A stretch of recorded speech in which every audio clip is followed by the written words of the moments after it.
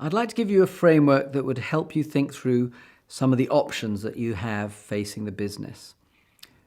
Now, up till now, the kind of frameworks we've been using have been basically using what you know about the business to brainstorm or think incrementally about what options you have for that business. And what that's really saying is, let's start with where we are today, and let's think of how we might move to a better position tomorrow. But the alternative way of thinking about it is to think about a vision-led strategy, which is, well, never mind where I am today, where would I like to be?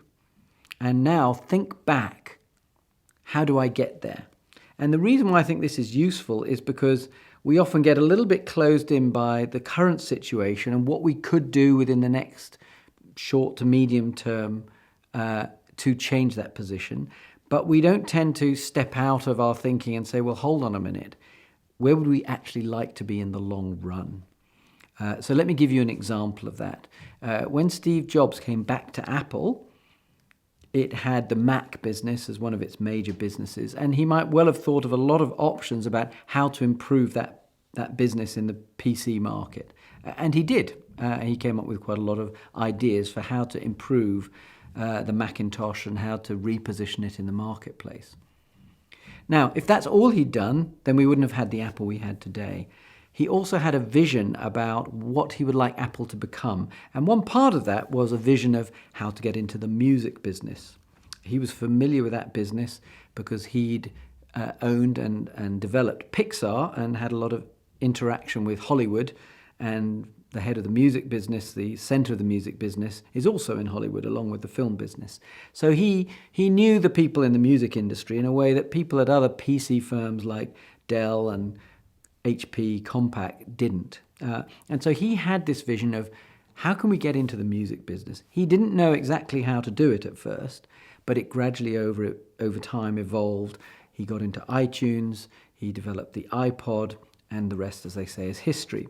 So I think you can see, while it was absolutely important to think of the current situation, Apple's position in the Mac with the Macintosh, and then think out from there, what could they do to improve it?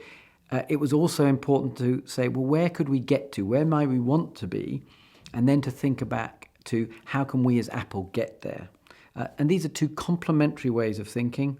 Like I said, they can be described as condition-based strategy versus vision-led strategy. Another way to help structure your thinking about this, which I personally find helpful, is to think of strategy on different time frames.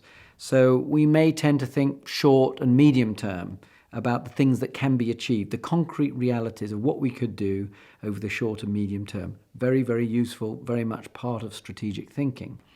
But we might also want to think of options for the long term. Where would we want to be? We need to connect the dots here. We need to make sure that if we have a long-term vision, we've thought about how we can get there. So that's one way in which to stimulate your thinking about the options for the business. Think on multiple time frames, or think in terms of the vision of the company as well as how it could evolve from where it is today.